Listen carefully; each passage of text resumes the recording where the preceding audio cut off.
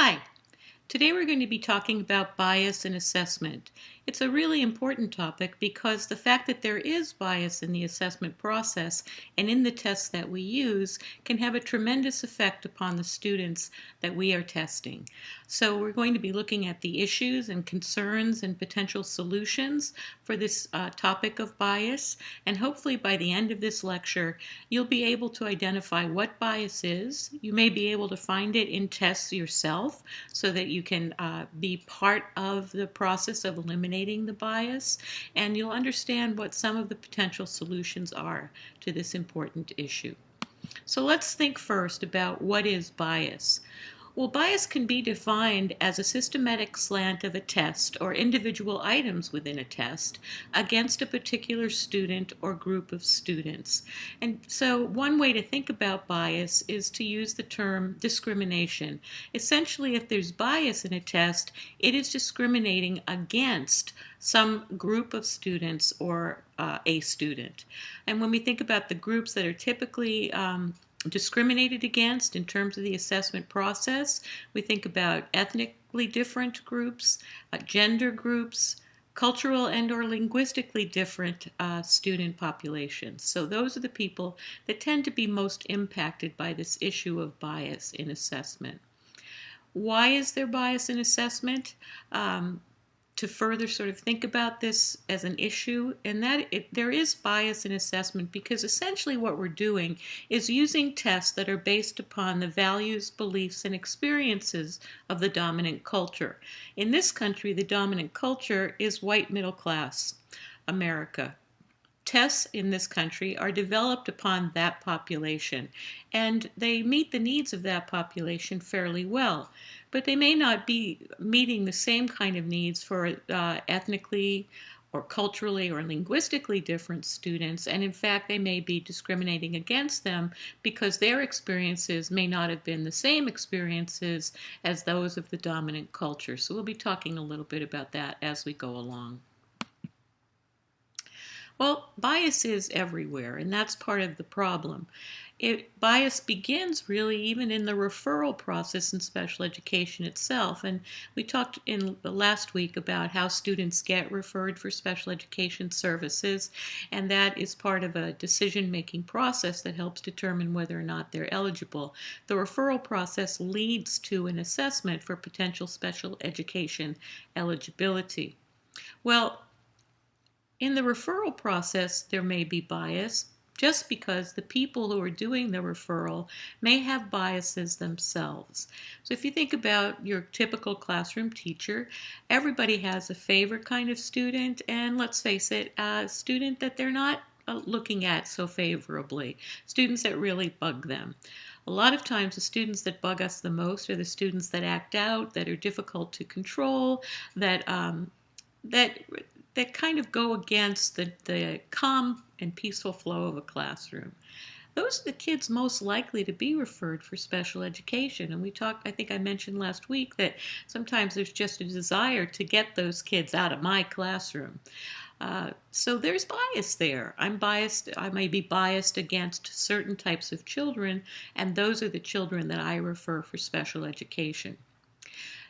The examiner then also may have bias. So we have to look at if we're conducting assessments, if we're involved in observing and or testing children particularly for the purposes of special ed eligibility, but for program planning and other purposes, we have to look at ourselves. Do we carry bias into the assessment process? In other words, do I look upon some children more favorably than others when I'm giving them a test? Do I give some children the benefit of the doubt and think that they may know an answer even if they give me the wrong answer? That's possible. And am I just more inclined to take certain answers from some types of students and not from others? Or am I inclined to look at the behaviors of some kinds of children during the testing process less favorably than I look at the behavior of others? So there is bias in the examiner, or can be. And also there's bias in the experiences of the examinee, the person being tested. What is the bias there? Well, we all bring to the testing situation our own set of experiences that may or may not jive with the kinds of things that the test is looking for. So if my experiences have been different from the cultural norm that the test is based on, I'm bringing my own internal bias. I will look at test questions in a certain kind of way that may not be the intent of the test maker. I may look at the experience in a certain kind of way that may not be the intent of the test makers or the examiner. For example, I think about not being comfortable with the concept of being tested. And I had an experience like that myself when I was in college. As an undergraduate, I went to a college in which we did not have any kinds of tests and no final exams, no midterm exam, that sort of thing. It was a great experience for me, but the concept of testing was something that I didn't have a lot of experience with.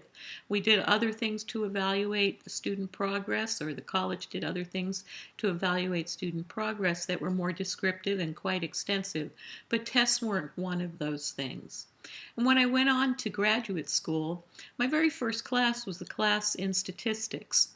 And of course, that class, this was a state college, so it wasn't as avant-garde as the college that I went to as an undergrad. Of course, there were midterms and finals in that class. And I remember going into the midterm, having not had the experience of being tested, going into the midterm totally afraid of what that experience was going to be like. It didn't matter how much preparation I had. It didn't matter how good I felt about the subject matter that might be on that test that I was going to take.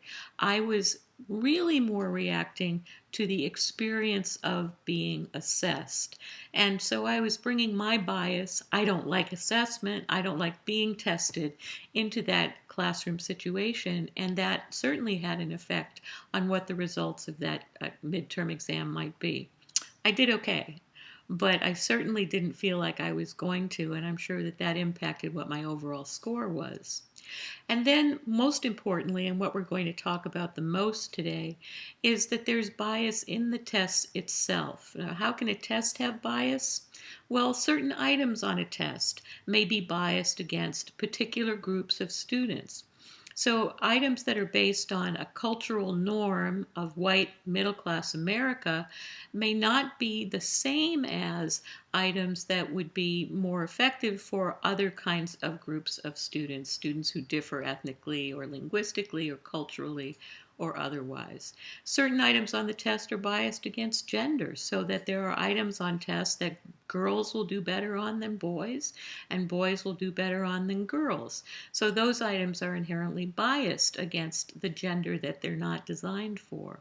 So we have to watch out for the fact that the test carries bias with it, and take careful look at individual items on a test to ensure that they are not in some way biased against this type of student that we are assessing. And we're going to talk about how we look at that.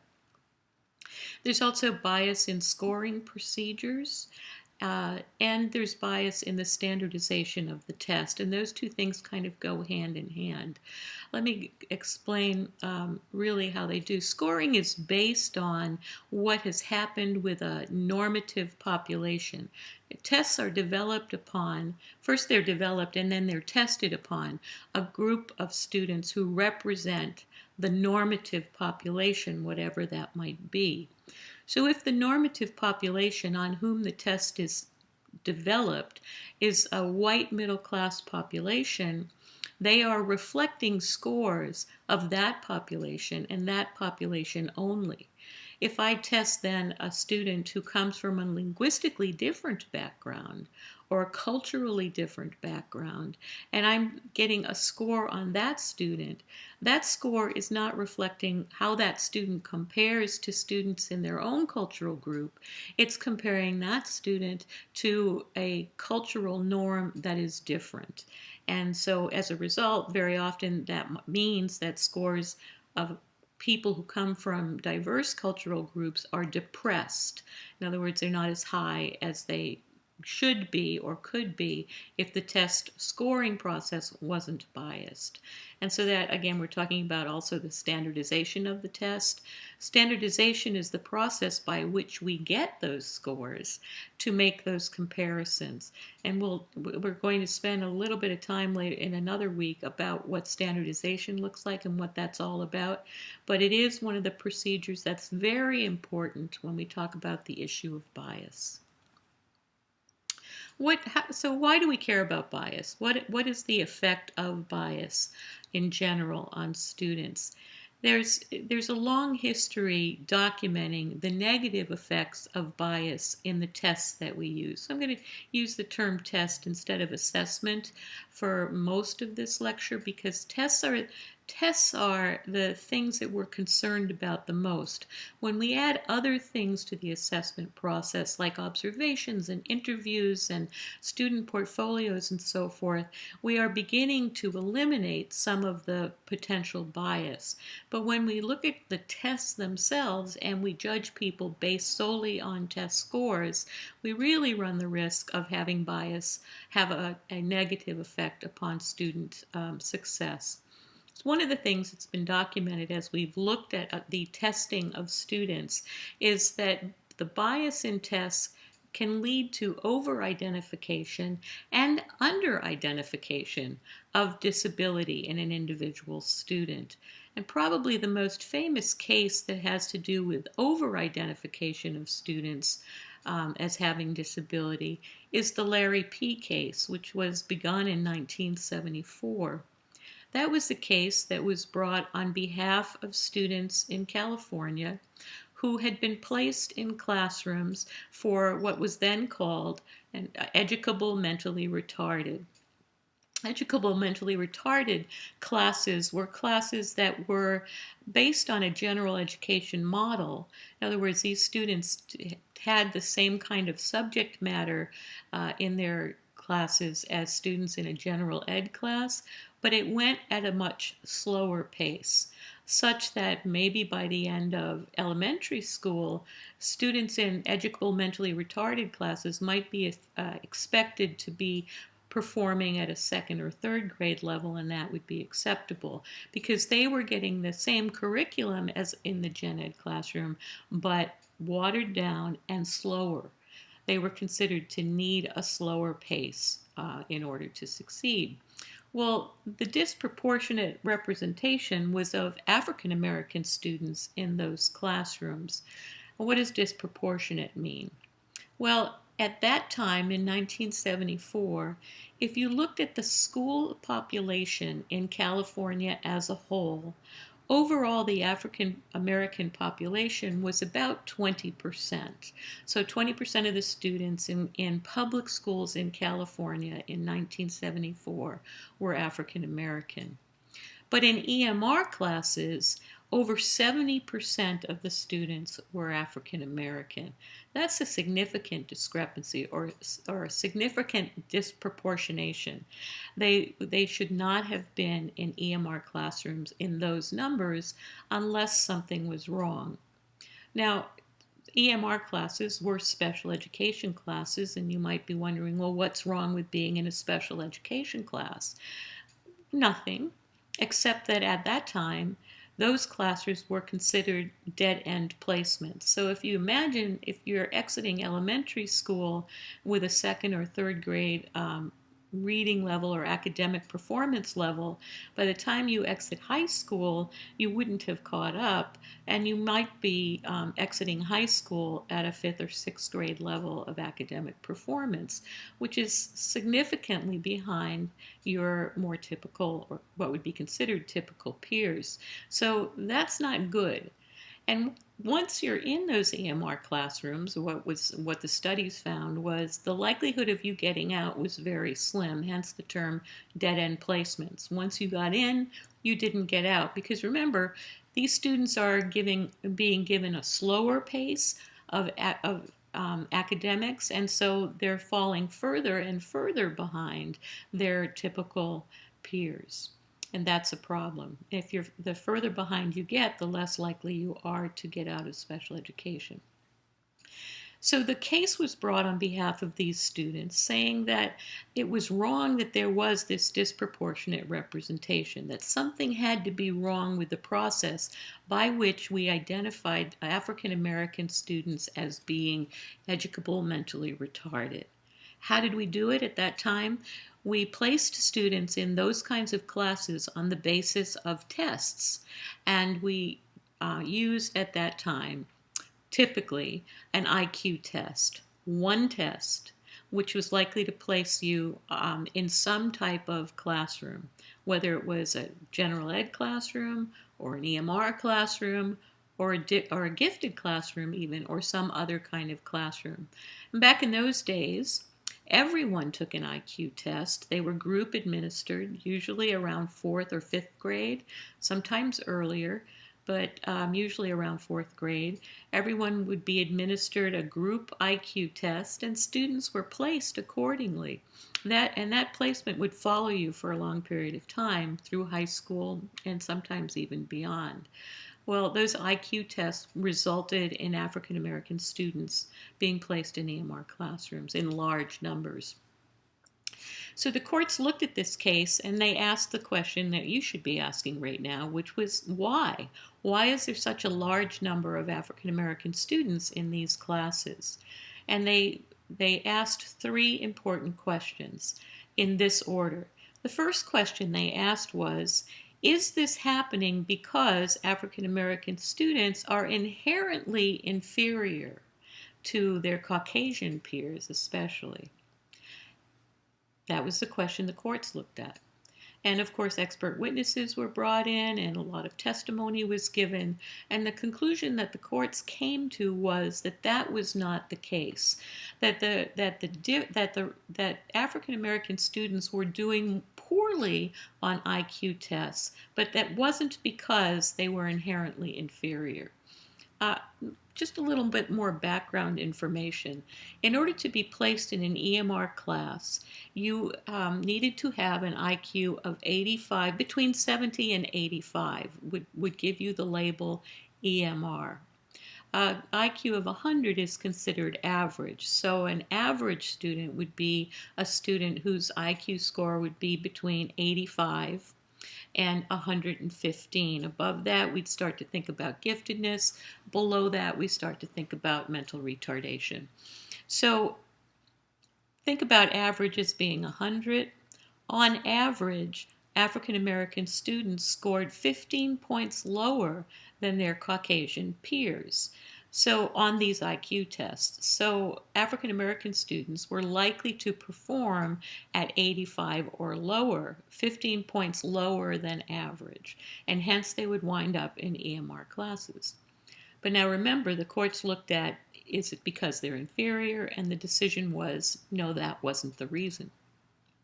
The second question they looked at was, is this happening because African American students are coming largely from impoverished backgrounds? So that, in other words, it's not something innate in them, but it's the fact that they're growing up in poverty, and we know that poverty has an effect on measured intelligence. And so the courts looked at that.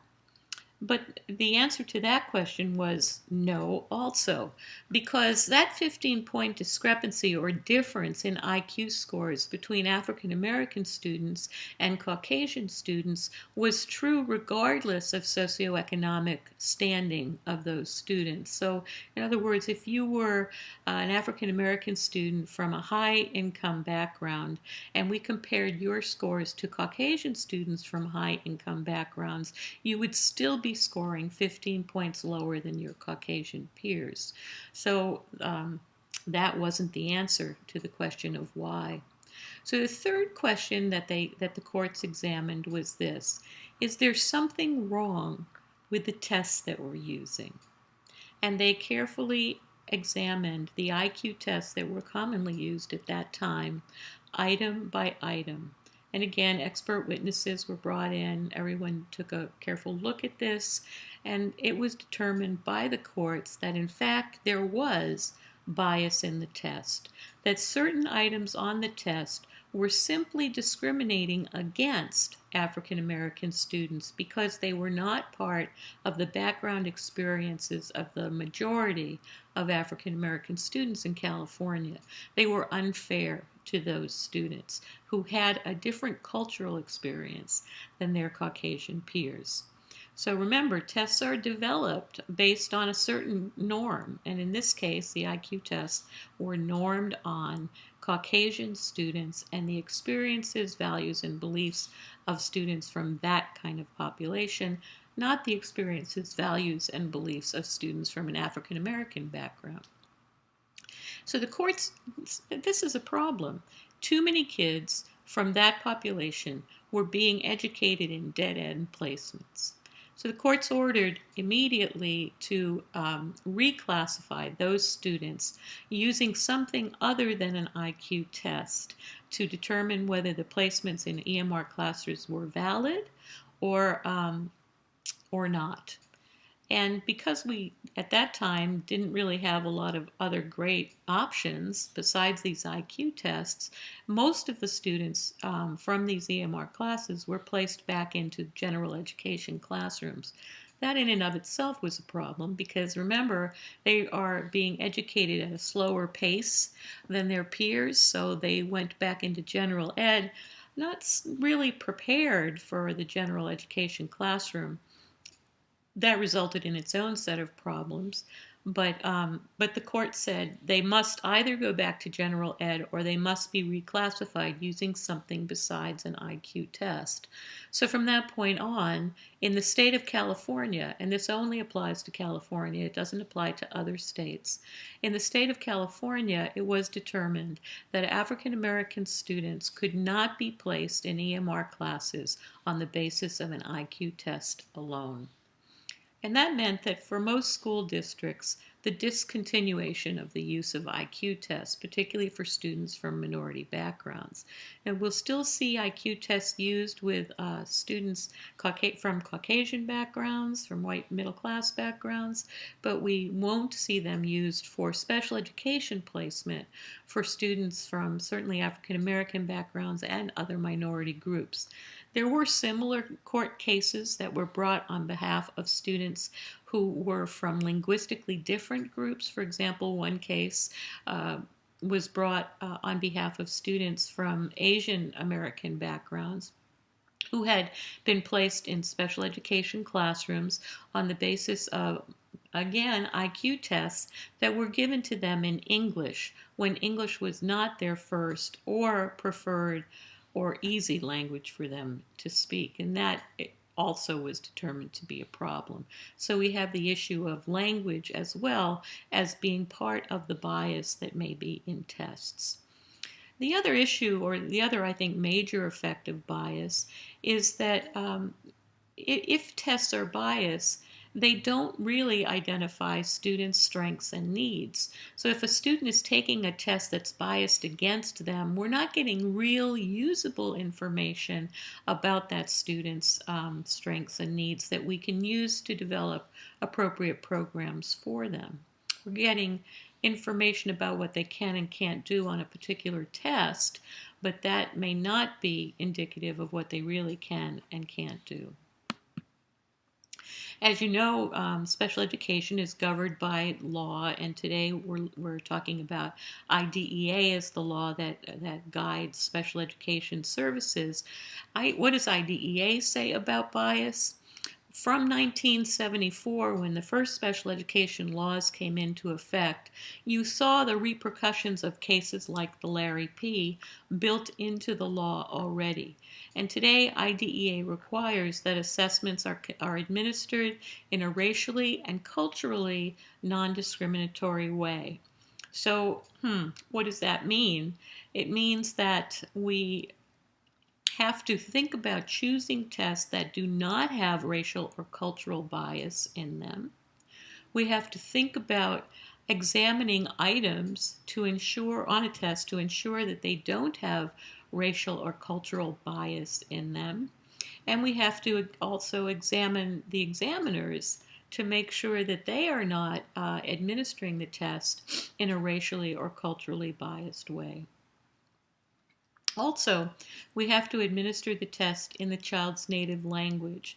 And the law has a little caveat in that regard because it says to the extent that it's possible or feasible, we have to administer the test in the child's native language. That's an out. Uh, in Southern California, we're certainly used to Spanish as being a common first language for children in our schools. It may be easy to find interpreters and even tests that are in Spanish. So that's somewhat possible. But a more obscure language like Urdu or Farsi, obscure in the sense that we don't have so many people here speaking that language as we do speaking Spanish, it may be harder to find tests in that language, certainly, and it may be also harder to find people who can interpret English language tests so that the child can take that test in a language that they understand. So the law allows us to get to skirt the native language issue, but even though the law allows that, we have to keep in mind that if you administer a test to a child in a language that is not comfortable for them or familiar to them, what you're getting as a result is information that says the child doesn't speak this language. You're not getting information that says this is what the child's abilities and needs are. And then also, finally, the law says decisions about special education have to be made by a team, including the primary caregivers. So, in this way, the law is trying to eliminate potential bias in examiners themselves. So, not one person, we talked about this last week, but not one person can make the decision that this is a child that needs special education services. And not one person actually should be looking at the results of an assessment process to say this is the kind of program the child needs and these are the kinds of things that we need to be doing to assist the child in achieving educational benefit. So the law is pretty clear that we have to be careful of the tests we use and we have to be careful of how we use them. I'm going to, our next set of slides is going to take a look really at the critical issue that bias creeps into, and that's the issue of English language learners and the identification of learning disabilities. Now, you had an article titled ELL or LD that I had asked you to read. If you haven't read it yet, I'd ask you to take a little time off, pause this lecture and take the time to look through that article. The slides are going to identify what some of the key points in that article are. But it's useful to have read it so that you have some familiarity with it. And also there, you have an article about culturally competent assessment, and I hope that you've taken the time to read that as well, because from this point on we're really going to be talking about those two articles and background information around those issues, because probably the most important issue that we face is looking at the English language learner and the identification of disabilities in those learners. Before we move on, though, I just want to talk quickly about how do we avoid or reduce bias in general. And one way that we do that to avoid or reduce bias is to examine ourselves. You need to know who it is that you're likely to be biased against and catch yourself when you're giving examinations or giving tests to students. Make sure that you are giving them in similar ways, equal ways across the board, regardless of the type of student that you're assessing. Everybody deserves the best opportunity to perform on our assessments, and everyone deserves our clear judgment, not our biased judgment. So if you don't like children who act out, you need to check your judgments about those students. If you really respond to students who are quick to answer and seem interested in the process, then you need to understand that you may be biased in favor of those students, and even that can lead to incorrect results. So we have to practice giving our tests and conducting our observations and other forms of assessment in ways that are not biased, in ways that are similar across the board for all students. And I think taking it a step further, if you examine yourself, what do you know about other cultures? What do you know about expectations within other cultures? Make sure that you're not judging people only against your own culture, but understand theirs as well. Another way that we avoid or reduce bias is through the use of item and test review panels. And you have some exercises this week in your topical activity that will give you an idea of how those review panels work. And hopefully you can take that a step further. When you look at tests have been reviewed by panels, item by item, to ensure that to the best extent possible, items have been eliminated that include or that seem to be biased against particular groups. But your experiences can help you examine items on a test as well. So when you know that certain items on a test really are counter to what your students' experiences have been, then look at those items and how students score on that with caution and interpret them correctly in favor of the student. The representative diversity in the normative group is another important strategy for reducing bias. And what does that mean? We really haven't talked too much about normative groups. We've alluded to it when I've talked about standardization, and we're going to get into that in much more depth in the future. But essentially, the normative group is the group on which the test is developed, the group that yields the scores against which we compare our students to. The students that we test are compared to the normative group. Well, if that normative group does not represent the students that we're assessing, then the test is not a good test for the students that we're assessing. So it's very important to look at who the normative group was. If the normative group did not include children whose primary language is Spanish, for example, that test is probably not a good test to use in most schools in Los Angeles.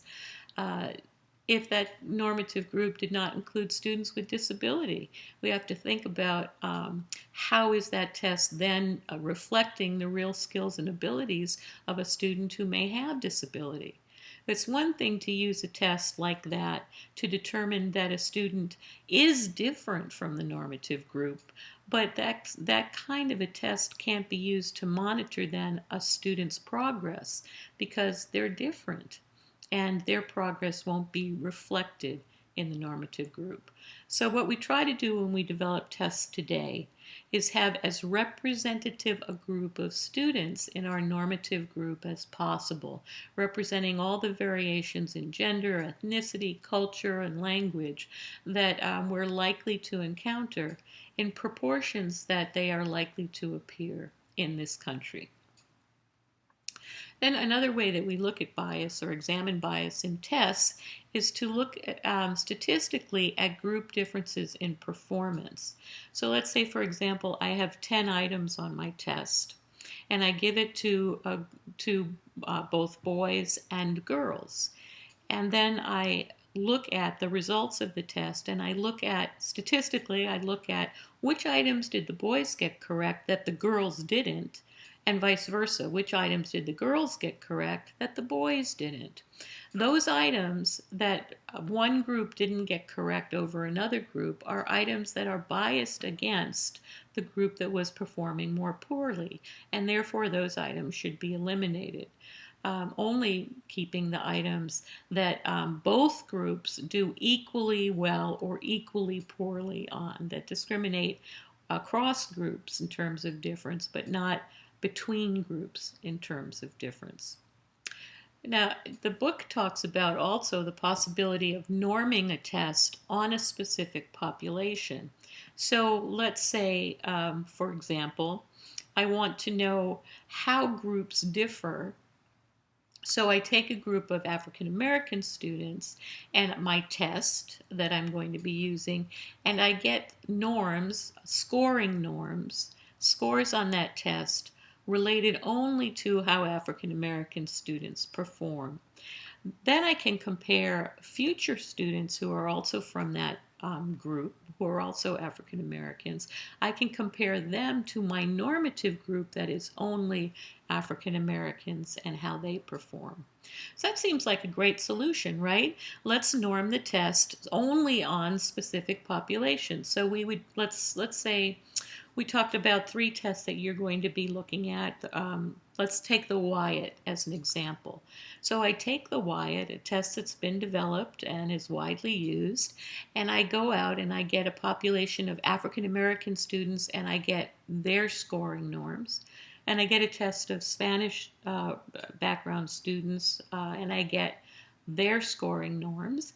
And I get a group of Asian American students and I get their scoring norms. And now I have three different tests, and I can give the test to the specific group that I want to test. Okay, that seems like a good solution.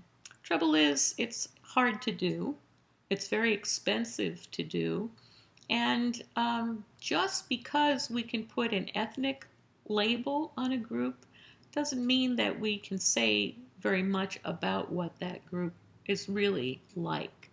So, children from Hispanic backgrounds, for example, who live in New York City, come from very different Spanish speaking countries than students who are from a Spanish speaking background in Southern California come from.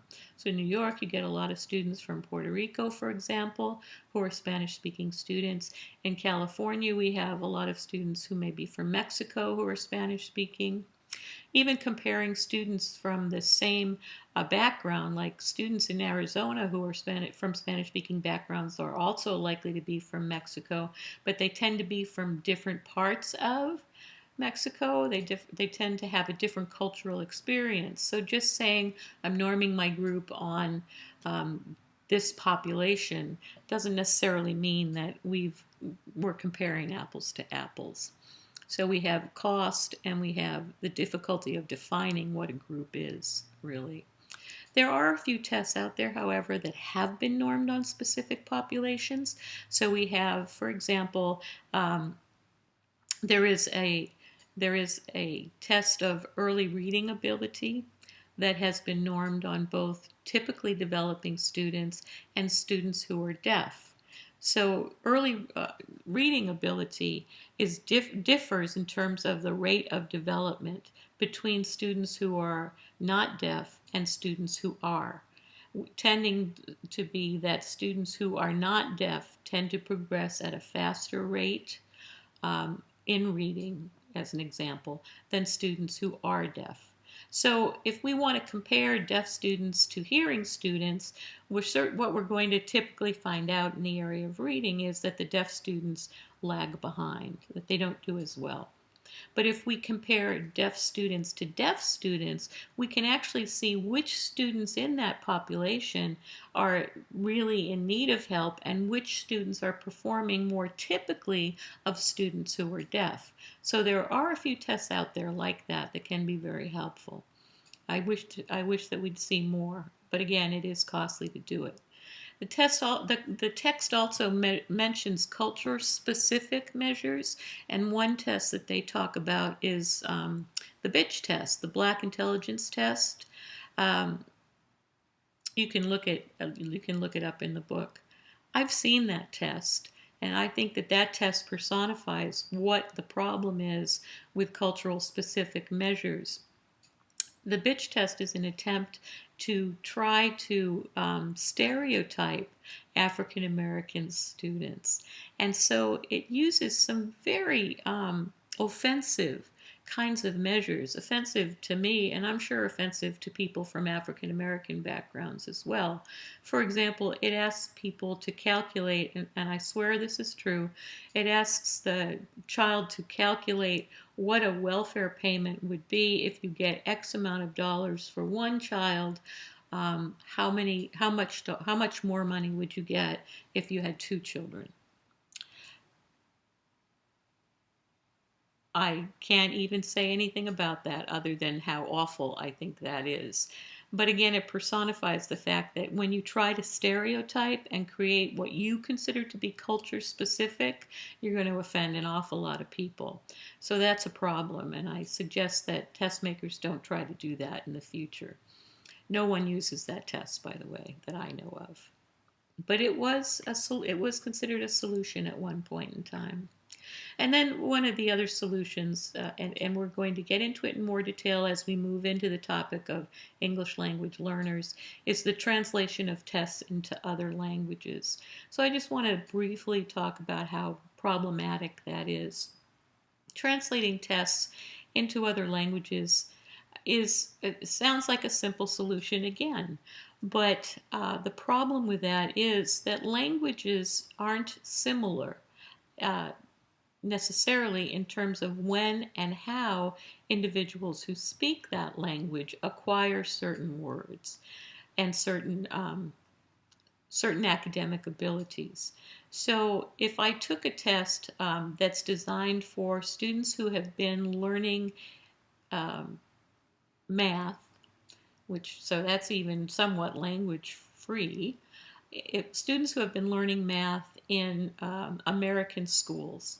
Now, with Common Core, there should be some commonality of math instruction or math goals across all the schools. So let's take fourth grade math. If I take a test that's looking at how a student in the fourth grade does in math, and thinking about students in this country, and I translate that, the directions, the word problems, everything else, simply into another language. So I translate that into Spanish, let's say. And I am taking a student who's come here from another country, let's say in Central America, and I give them that test. I have no way of guaranteeing that they've been exposed to those same items, that they've been exposed to that same language in terms of the construction of word problems, that they will understand directions in the same kind of way that those directions might be understandable in English. If I were to try to translate a language measure from English into, let's say, Spanish, I also run into problems because words may be acquired in English earlier or later than those same words might be acquired in Spanish, because they might be longer in Spanish, they might have different sounds in Spanish that aren't acquired at the same rate as they are in English, and so forth. There's not an easy word for word translation from one language to another. I have 3 people who work for me who are from Spanish speaking backgrounds. One is from Spain, which is a certain type of Spanish. Another is from Brazil, another type of Spanish. And the third was from Mexico originally. So, but they were all, Spanish was their first language. They're all also very competent English speakers. And I have them translate materials that I use from English into Spanish when need be. And they fight over those translations because depending upon where you come from, certain words, even in the same language, mean different things and are used in different ways. So what Spanish do you use? What is the most common Spanish? What word is going to be offensive in Guatemala that is not offensive in Mexico? Those are things that have to be carefully considered. So even translation isn't a simple and easy thing to do. So now we're going to move into the question of English language learner or learning disability. And I'm going to take a moment to put on my glasses here because I want to read a few definitions to you as we move along, and I can't see without my glasses. So first we're going to talk a little bit about your article that you had, ELL or LD. And it starts out with a very important definition, and that is, what is the definition of learning disability? So I wanted to read that to you. Learning disability is a disorder in one or more of the basic psychological processes involved in understanding or using language, spoken or written, that may manifest itself in an imperfect ability to listen, speak, read, write, spell, or do math calculations. we tend to think about learning disabilities in terms of those difficulties with listening, speaking, reading, writing, or so forth, as not being the result of an intellectual problem. So, one of the primary ways we think about learning disabilities is that these are students who have basically average or above average intellectual abilities, but still struggle with one or more areas of academic performance and achievement. And there is also in the definition of learning disabilities, which is perhaps even more important to think about, is what it is not. So, learning disabilities are not the result of vision, hearing, motor disturbances, or mental retardation or intellectual disabilities, not the result of emotional disturbance or environmental, cultural, or economic disadvantage. We talked about that when we talked about the law, that a learning disability is really where that exclusionary clause in the law comes from, that it's not because you haven't had opportunity to learn, and it's not because you're from a culturally or linguistically different background, but it's that you truly have a disability. And the real challenge is finding out when you are an English language learner whether the problems that you're experiencing in academics stem from the fact that you're learning a second language, or if they truly are a result of a disturbance in one of the basic psychological processes of understanding and using language. Schools tend to ignore students who are in those environmental, cultural, or economic disadvantaged groups. And that's one of the reasons that there's an argument for the response to intervention approach. So it's important to think about these kinds of things when we think about how do we assess students who are English language learners and ensure that we are not biased and ensure that we are not classifying them as having a disability when in fact what we are seeing is a cultural or linguistic difference. Now, the article talks about the fact that in our schools in this country, 76%, this is a huge number, 76% of English language learning students perform below grade level in reading. Now, that alone would be enough to get you classified as learning disabled in some schools. I mean, if you are performing significantly below grade level in reading, that's a red flag that suggests you may have a learning disability.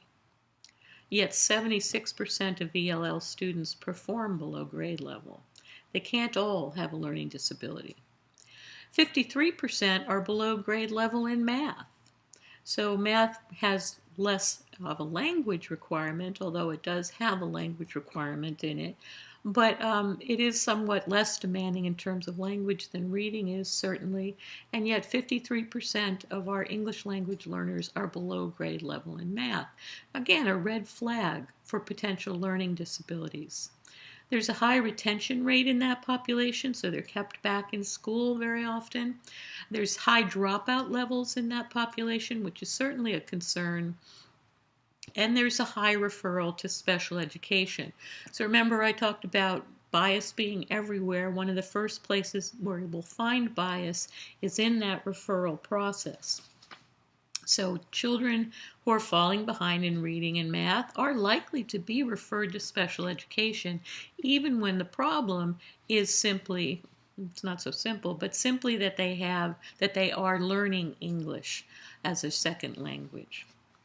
Now, there are three types of students who are struggling in school, who are English language learners. And only one of those types of students is potentially or certainly learning disabled. So the article that you had to read talks about the three types: type 1, type 2, and type 3. Type 1 students are suffering from deficiencies in the teaching and learning environment. What does that mean? These are students who have had opportunity to have limited classes in English language, limited bilingual education. And in California, we've essentially limited bilingual education significantly. So we have students who are English language learners, or maybe not even English language learners yet. They come to school speaking a language other than English, and yet we do not provide them with opportunities to transition from their first language to learning English as their second language. We don't give them a lot of help for that. We throw them in and we expect them to perform as other children do who are not learning English, but for whom English is their first language. And our expectations in school are middle class expectations. What does that mean? Just like many of the tests that we use in schools to determine whether students are eligible for special education, many of our practices in school are based upon middle class expectations. We expect that students come to kindergarten, for example, ready to learn, that they come to school with a variety of experiences and exposure to things that are important in terms of schooling. So they've been talked to, for example. They've been read to. They've seen books. They've handled books. They've been places, so they know what airplanes look like, and they know what the ocean looks like, and they know what a bus is, and they know about lots of different things because maybe they've even been to museums. They know what a dinosaur looks like. They know what bones are. Certainly, lots of kids have been exposed to TV, Sesame Street, and things like that, so they've had an opportunity to even learn some of the basic skills that we expect students to have coming into school. Many children, we expect that many children come to school with the middle class experience of quality preschool. And so those students would be students that know their ABCs, know their colors, their letters, their shapes, their numbers, and so they're ready for the next step. And in fact, many students who come from English language learning backgrounds also come from backgrounds of poverty. And many of those students have not had necessarily those middle class experiences that we expect when they come in the door. We know that there's a 30 million word difference between students who come to school with having had that middle class experience and students from linguistically different backgrounds who come from poverty. A 30 million word gap. What that means is that students who come to school from that middle class experience have heard 30 million more words than students who come to school from English language backgrounds of poverty. 30 million words. That's a lot of words. 30 million words may be the difference between learning to read and struggling with learning to read. And yet the problem isn't that you have a disability. The problem is you have a lack of experiences and you're not part of the middle class expectations of the school. I'll give you a little bit more of an explanation of that. Our middle class expectations too mean that we run schools in certain kinds of ways. So think about your own experiences in school, and let's just go back to when you were in elementary school. What is the expectation? It's the same expectation that we have today, except for these online classes. That is, you come to school prepared to learn. You have your paper and your pencils in your backpack. You sit at a desk by yourself, or sometimes today we do a little bit more grouping, so it might be a desk of 2 or to 4 students, but they're sitting at their own desk even when the desks are pushed together for group work.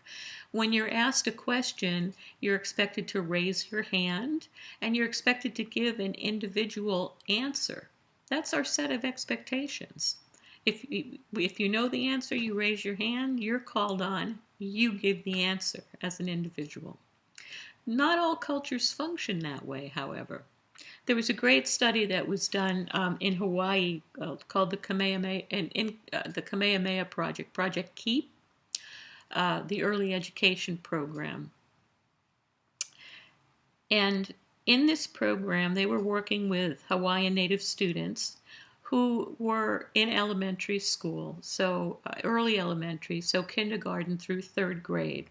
And these students had the same kind of problem that many of our Spanish-speaking students from impoverished backgrounds have in LA. They struggled with learning to read and learning to do math, and about the same proportions were falling behind. About 76%, maybe a little bit more, maybe a little less, of the Hawaiian Native students did more poorly in reading than their white middle-class peers, and similarly for math, they fell behind. Now you would look at that and say, well, is there a problem with that group of learners? Just like we were looking at Larry P., is there a problem with the African American individual? Why are they struggling in school? Certainly there would be some language barriers, because sometimes these students were learning English that wasn't their first language. But also the project looked at, rather than looking at problems inside the student, they looked at what is the school environment and what are the school's expectations like, and how do they clash with or support the expectations within their home community.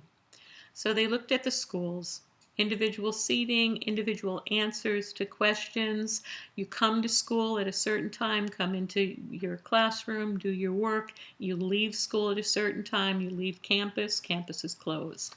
Well, if you look at the Hawaiian Native home environment, it's not singular age grouping, for example. So many of our classrooms are first grade, second grade, third grade, and so on. But in the Hawaiian community, it's multi-age grouping. Older children with younger children, and the older children taking care of younger children. So even a 4-year-old, for example, takes care of their 2-year-old brother. They have that responsibility, and there is that expectation that they will learn together and help each other out. It's also a very community feeling. Problem solving is done not by an individual, but by the group. So when there's a problem that arises in the community gets together and does problem solving and doesn't come up with an individualized answer, but comes up with a group answer, one that fits everyone's expectations and needs. It is inappropriate within those communities for you to speak up independently or to take the responsibility of knowing the answer. That would be inappropriate to do.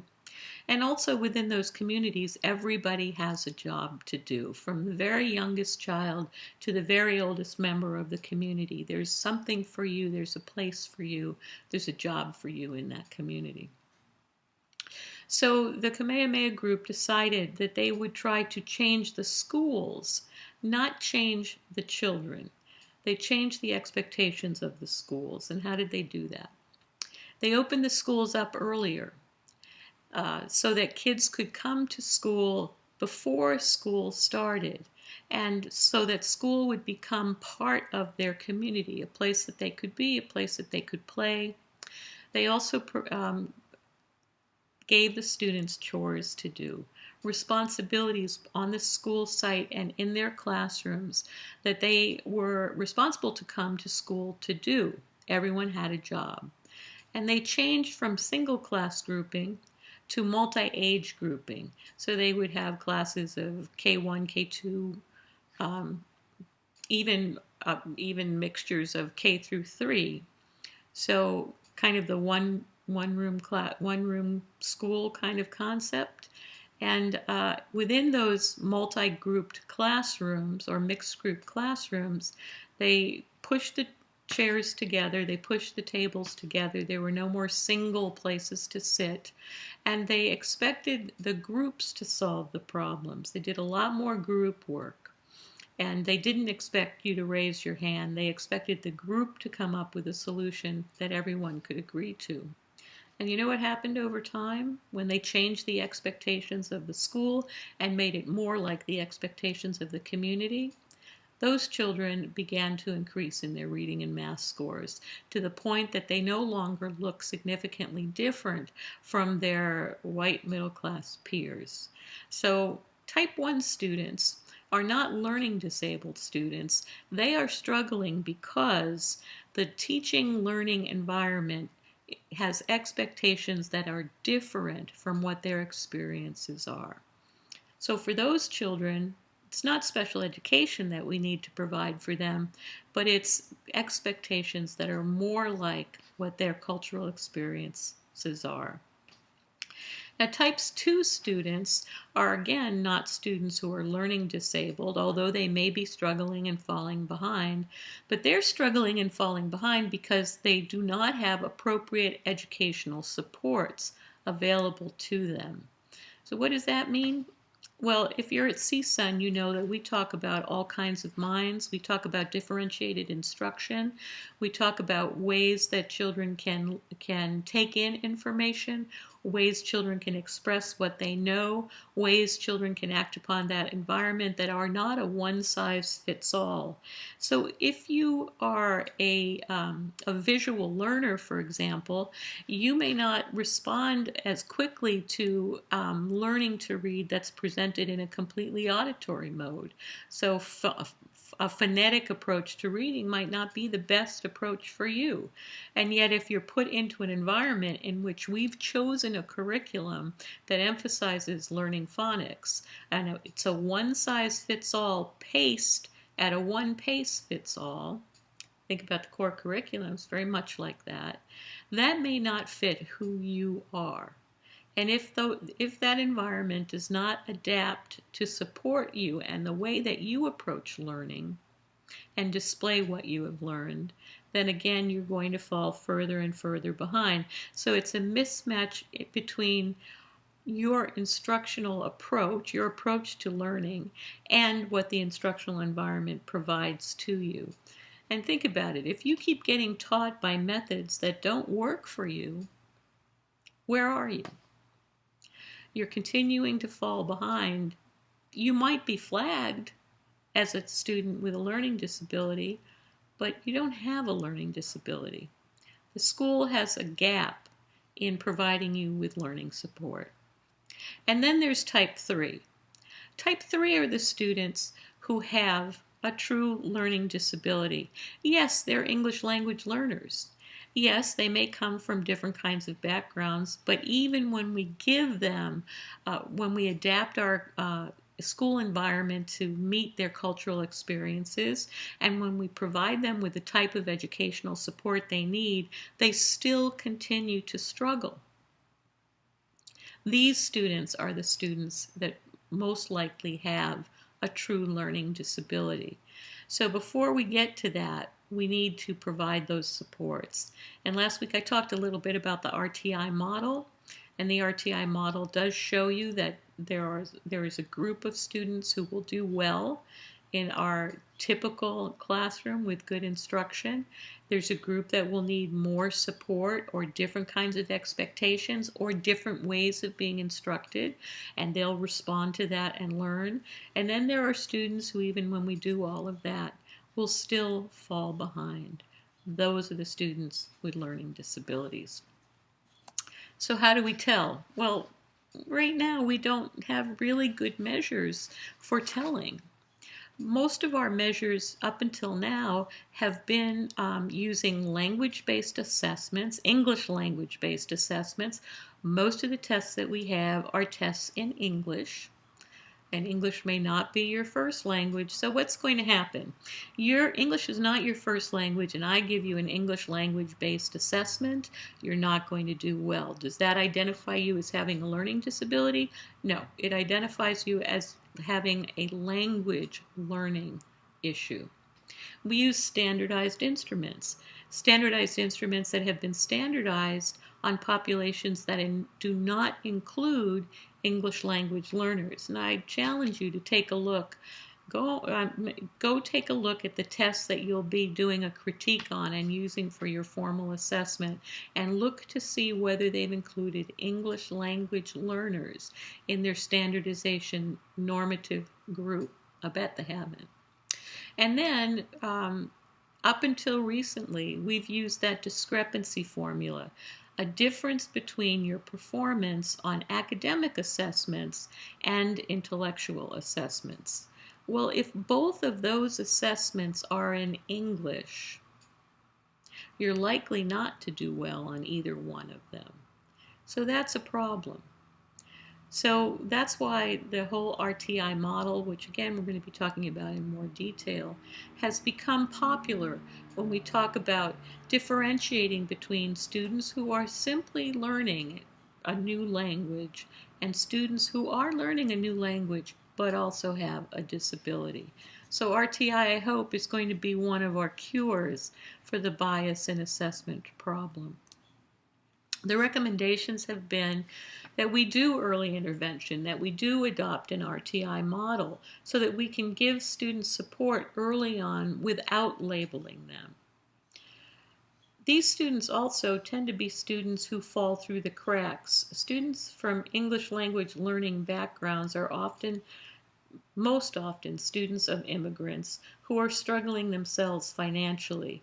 They tend to move around a lot, so they tend to get lost in the referral process. In other words, they might be seen as having needs in one school, be referred to the student study team, where that team might develop procedures that would be helpful to them. But before those are implemented, they've moved on to a new school and a new setting. And the documentation that has been gathered so far to look at what those students' needs doesn't follow them as quickly as it should, or often gets lost in the process. So these are students that can fall through the crack year after year after year. So there's a need to really be careful about our procedures, to document them well, and to make sure that records move with students in a timely manner. Then we have to be careful about the assessment instruments that we select, looking for bias in the test and looking for the inclusion in the normative group of the kinds of students that we're assessing. And we have to do something which is called ecological assessment. We have to look beyond assessment instruments, tests, and consider background issues that may also have an effect on a student.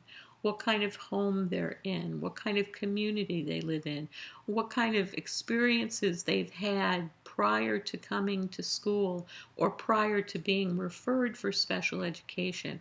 Have they been in school consistently? Have they had opportunity to learn? Did they come from a home that did have middle class values? So I don't want to give you the impression that just because you're an English language learner, you're coming from a home that is somehow not providing you with good input to prepare you for school. That's not the case at all. But it can be the case, and that's one of the things that we want to look at. There are some cultural groups that don't believe in talking to very young children, for example. It's part of their belief system that young children don't understand what it is that you're saying, so we wait until they're old enough to understand before we really talk to them. Whereas if you look at the white middle class set of beliefs, we talk to children in utero because our belief is that that's something that we need to do. So it's cultural, it's experiential, it's the communities that you're growing up and living in. So think back to the Kamehameha Project, looking at what does the community expect in terms of how students learn and how they express what they know.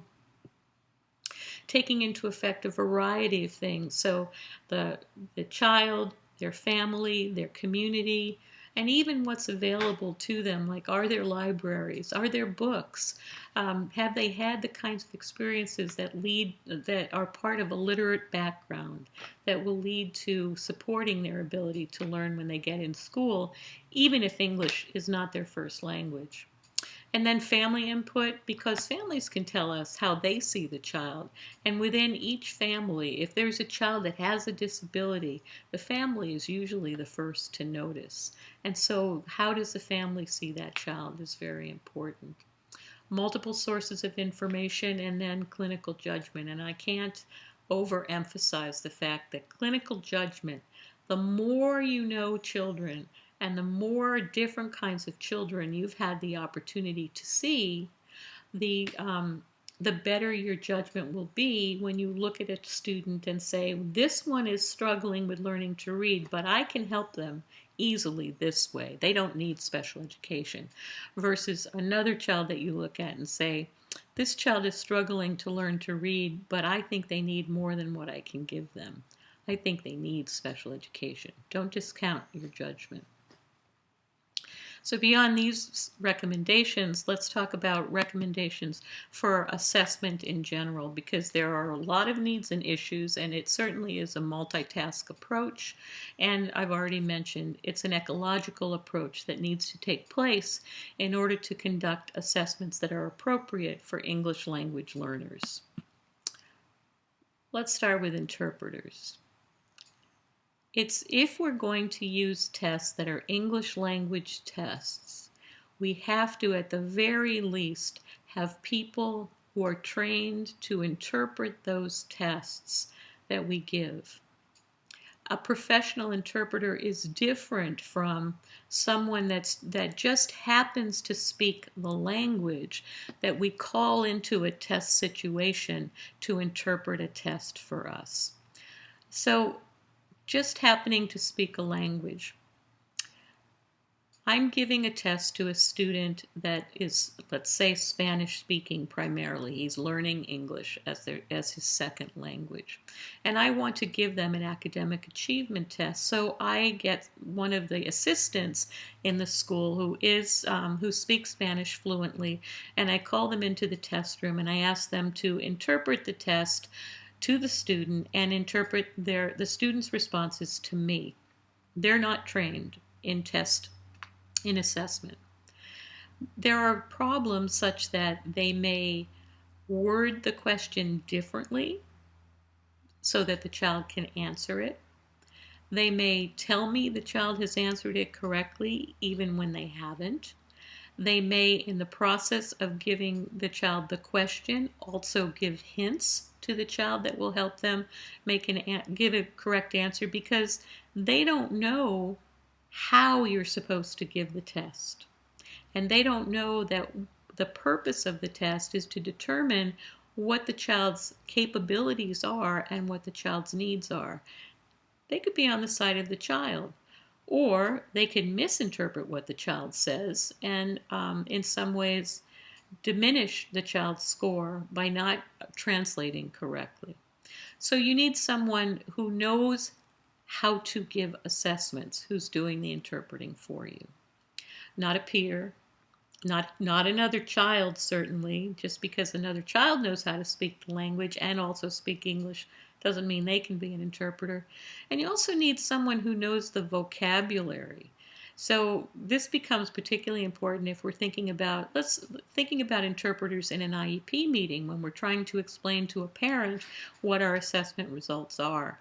We use a lot of jargon. If you are going to be an interpreter for a family, you need to know how to translate that jargon into words that a family member may understand.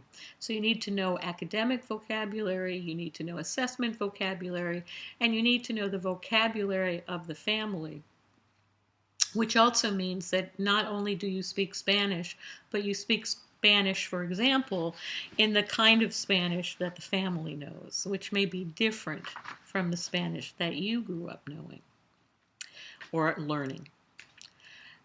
The best kind of interpreter is called a cultural liaison. A cultural liaison is one who not only speaks the language but also understands the culture. And that is the two languages and the two cultures that we're using in an assessment situation or in an IEP situation or in another situation where an interpreter needs to be present.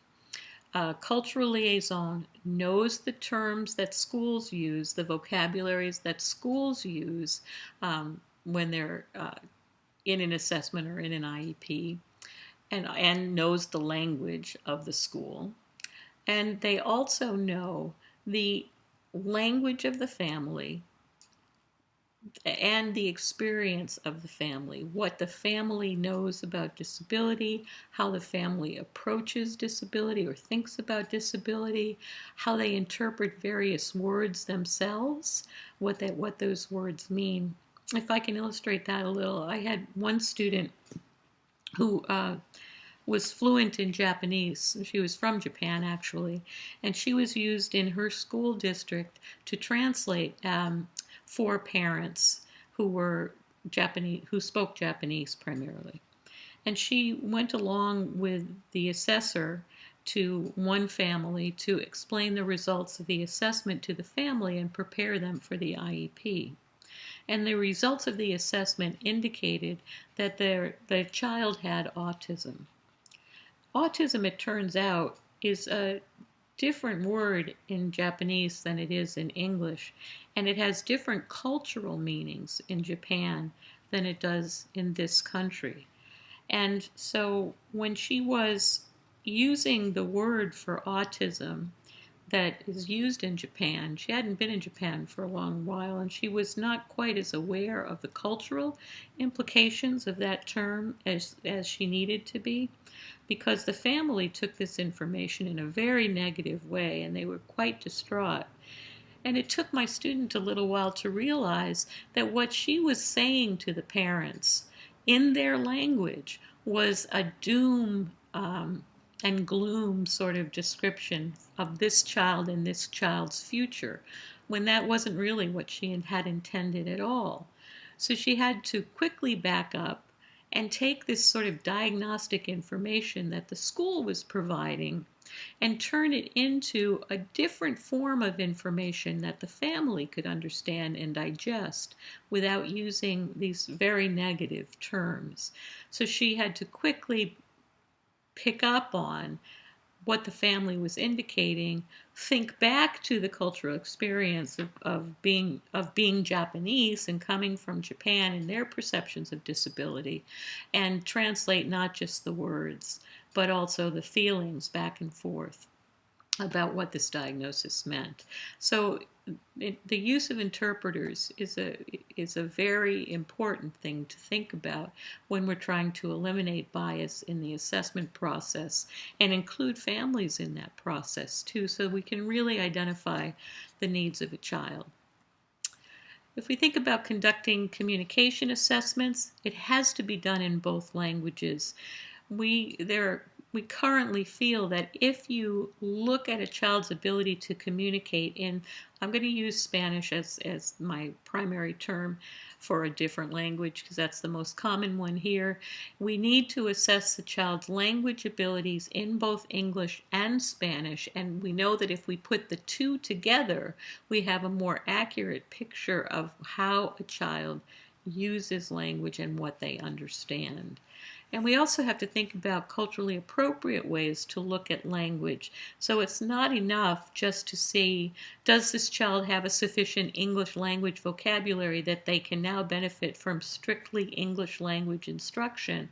We have to look at how language is used within a culture, because the culture of schooling requires the use of language in a very particular way, and the culture of home and community requires language usage in a totally different way.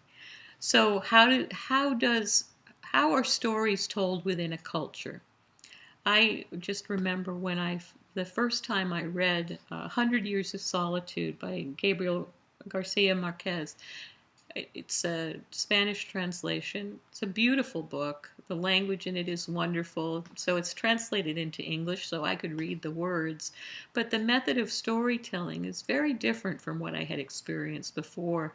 It goes in circles. We're used to, at least in my culture, we're used to stories that have a beginning, a middle, and an end. And there's a clear sequence that moves from that beginning to that end. But in that story, there's not a beginning, a middle, and an end. There's a circle. And that circle takes you to different places in time, different places in history, different places in the character's experience that was hard for me to follow. I had to read it several times simply because it was telling a beautiful story in a way that I wasn't used to. So I think about that when I think about children who are English language learners being asked to speak the language of algebra, for example. That took me a while to learn as well. So we have to look at how language is used to understand a student's place in the English language learning process, how memory is used, and how do we remember. And I always try to think about ways that I remember things. Some people are very visual in their memories, some people are more auditory, some people use a variety of strategies, and different cultures depend on different ways of remembering things. That's something to understand. And how do we converse? What is discourse like in different cultures and languages? That should be part of the assessment process as well. We need to look at what are the opportunities a student has had for acquiring academic language, and then what their language history might be. In LA, they have a term called non-nons, which is a term I don't really like a lot, but it means children who have a very limited language history in their first language, and therefore an equally limited language history in the second language, which would be English. In other words, they didn't get a good language foundation in their first language, so it's hard to build a foundation in a second language without that. So we look at what opportunities has a child had to learn language in both their first language and in English. In terms of cognitive assessment, we have to look at, are we using US norms, nonverbal norms, bilingual norms, or are there other methods that we can use to look at a student's cognitive ability, which is certainly important, especially when we think about the discrepancy formula as one way of identifying learning disabilities. To illustrate US norms, I remember visiting Ellis Island several years ago. And at Ellis Island, of course, as you know, was a place where many immigrants from Europe came through there in the 30s, 40s. There was a screening that they did at Ellis Island. They screened for health issues and they screened for cognitive performance issues. And if you failed those screenings in either health or cognitive abilities, you could be sent back to your home country right away. Well, health is fairly simple to talk about because they looked for various types of diseases and there are standardized ways to do that. Certain health issues, there was a large hospital on Ellis Island where you could go to be treated for those health issues, and they're then allowed to stay in this country once the treatment had taken effect. There was a smaller area that you could go to if you were identified as having cognitive impairments. And so it was smaller because people with cognitive impairments were considered, it was considered that they probably weren't going to be cured of those, and a lot of those people who were identified as cognitively impaired were sent back to their home countries. Well, that was the beginning of intelligence testing in this country. So the 30s and 40s was where our intelligence tests first developed, and they were utilized to identify whether or not you could stay in this country. What did we use? We use tests based on US norms, so our culture, our experiences, our language, and we gave them to immigrants, many of whom came from farms, from rural areas in places like Italy, Ireland, so forth, who had not had opportunities to go to school, to learn to read, to write. And for whom on verbal tests, particularly verbal tests given in English, which they were, on verbal tests would perform very poorly. And even when we use nonverbal measures, because many of these early tests did have nonverbal measures as well of cognitive ability, we were giving them things that were outside of their realm of experience. So things like puzzles. The puzzles don't require English to solve, but puzzles do require experience with puzzles to solve. If you've been herding sheep on a hillside all of your life, you probably hadn't seen a puzzle. or blocks built in a certain way, reflecting your knowledge of spatial relationships and things like that. So a lot of our testing that was developed on Ellis Island and utilized on Ellis Island to determine whether you were worthy of coming into this country or not were biased against you to begin with. So we really have to be careful about using norms that are culturally discriminatory. And even when we think about the use of nonverbal assessments, remember that experience is part of culture and may reflect more what you haven't been exposed to than what you're capable of doing. So certainly informal measures, as long as we avoid bias in ourselves, would be better ways to look at your cognitive abilities. In terms of academic assessment, we want to think about where you are in acquiring English. How much time have you spent in an English language school? What do you know in your native language? How much time did you spend in your native language in school? Because that's very important, and it reminds me to talk to you about the problem, again, with translating a test from one language to another. The Woodcock-Johnson has a Spanish version, and so that seems to be a great solution. It was normed on a Spanish-speaking population. The whole test has been translated into Spanish, so you don't have to rely on an interpreter that may not know the nuances of questioning and so forth. But it was normed on a population of individuals who spoke Spanish but who went to school in their native country, in their native language. So they learned academics. It was normed on a population of people who learned academics in their native language. So I give it to a student who's learned to speak Spanish or who came to this country with their family as a Spanish speaker, but who has not been to school in a Spanish-speaking country. They may not know Spanish, but they do not know, they may know Spanish, but they don't know Spanish academics. And that's really important. So think about it yourself. If you happen to speak a language other than English as your first language, and if that language happens to be Spanish, do you know all of the grammatical constructions of Spanish? Could you take a Spanish language test in the same way that you might take an English language test? So would you know all the vocabulary? Would you know the grammatical structure? Would you be able to fill in nouns, verbs, adjectives, etc.? Would you know what that looks like academically? Or do you just know how to speak Spanish? If you didn't go to school in Spanish, you can be a very good Spanish speaker, but not be academically good in Spanish. So that's a problem as well. And who do we compare you to? Do we compare you to the norm of Spanish speakers who went to school in a Spanish-speaking country? Do we compare you to the norm of English speakers who went to school here and only speak English? Do we compare you to a norm of people like yourself, which may not exist? What do we do? And one other possibility is the use of curriculum-based measures, which we'll be talking about in the future. But curriculum-based measures look simply at what skills have you acquired so far in academics and what skills do you need to learn. So it's a measure of, here are the skills that we expect you to learn in this country, in our classrooms.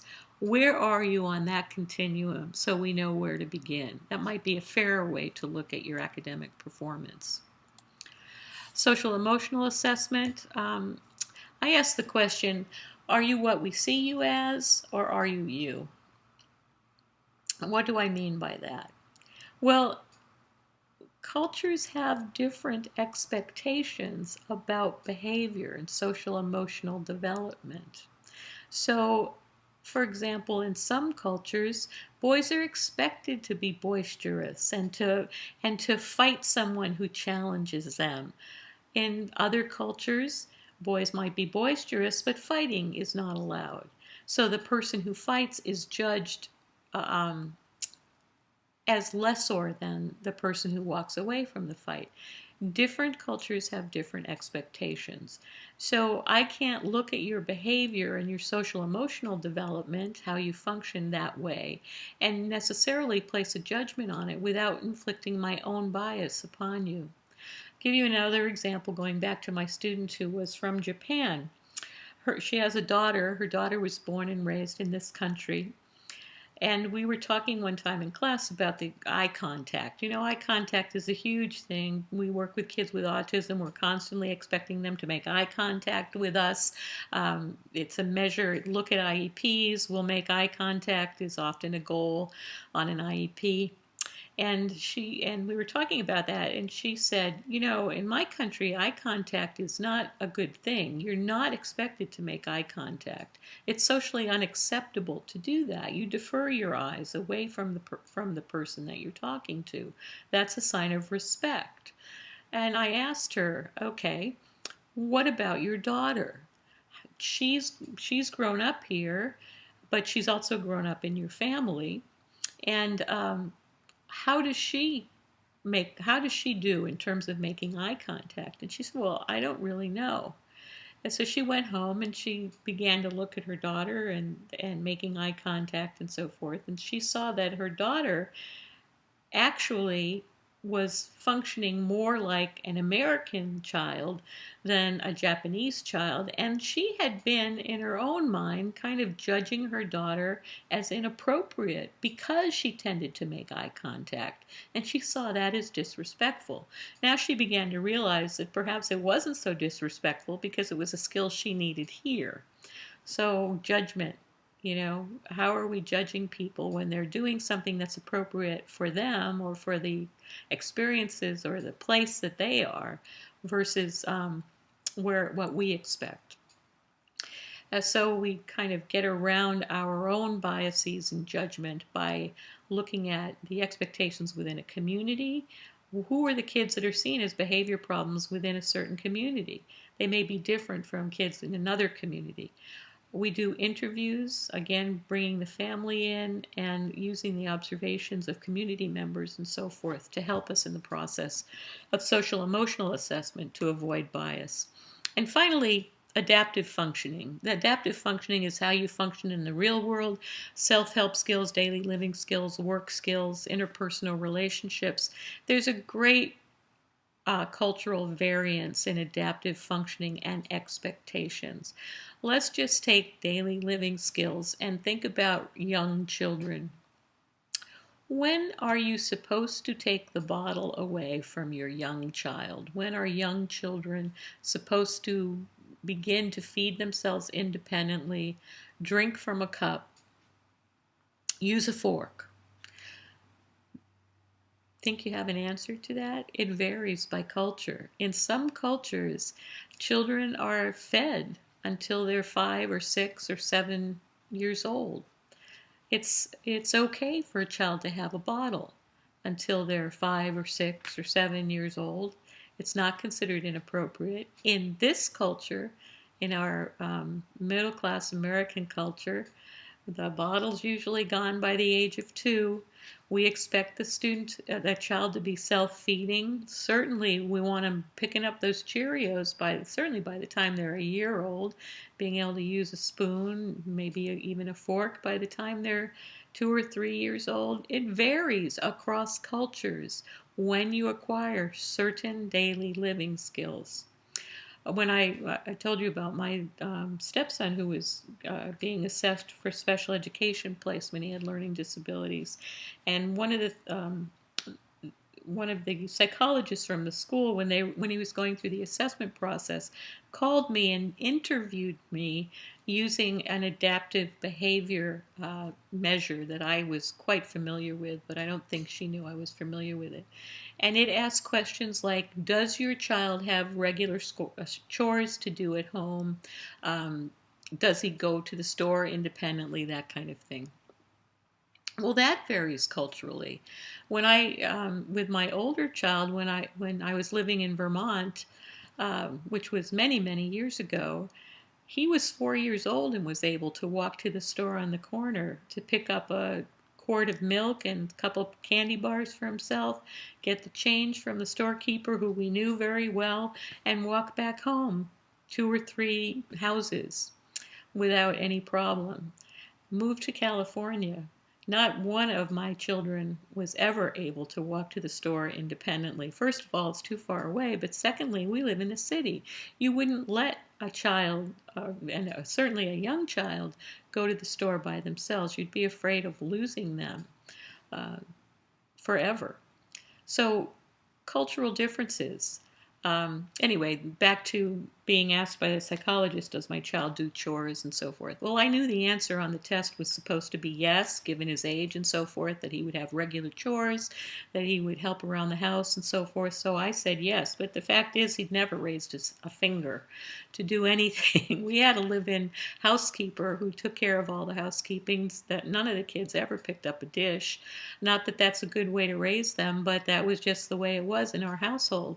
But the correct answer was yes, he did. So yes, he did, and he was considered to be rated high in terms of adaptive functioning, partly because of that. So think about cultural variation in terms of how we get along with others, in terms of how we work, in terms of how we function with our daily living skills. So this is the end.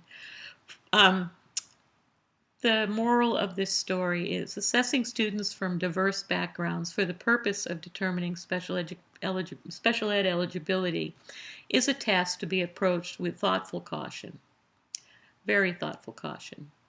You have to have knowledge of diversity. You've got to know what things look like within other cultures, what expectations are within other cultures, how tasks are carried out within other cultures, what the thought process looks like within other cultures, and how is knowledge expressed within other cultures, whether it's the culture of the family, the culture of the community, or the larger scale culture, if there is such a thing. And then you have to have creativity. You have to think of how to approach the assessment in all these different areas in creative ways that take into account cultural differences and yet also get at what the special needs of a child might be and what their abilities are. And I think the takeaway is that it requires an ecological approach. It's that whole umbrella. Just as the law says, we must take a multidisciplinary approach using multiple tools and materials in order to, and many other people in order to get a good picture of a child when we're thinking about eligibility. We have to factor in everything on that umbrella, the home, the community, the school, how it impacts development and learning, and take that into account when we consider whether a child has a disability or not, in order to really avoid bias in assessment. See you next week. Next week we're going to be needing a calculator. Just so you remember, a simple calculator, you can pick one up at CVS for maybe $3 or $4, one that can add, subtract, multiply, and divide, and important, has a square root button. That's it. That's all you need. You don't need a fancy statistical calculator or anything. But next week we will be starting to talk about the statistics involved in standardized assessment. There's a lot of different math stats papers that we'll be looking at as part of the video lecture. We'll be stopping the video lecture from time to time to do some hands-on activities. So make sure you have access to those materials. They're on Moodle. Make sure you have your calculator. Be ready to be doing some math. It'll be fun. And don't forget to do topical activity number 3.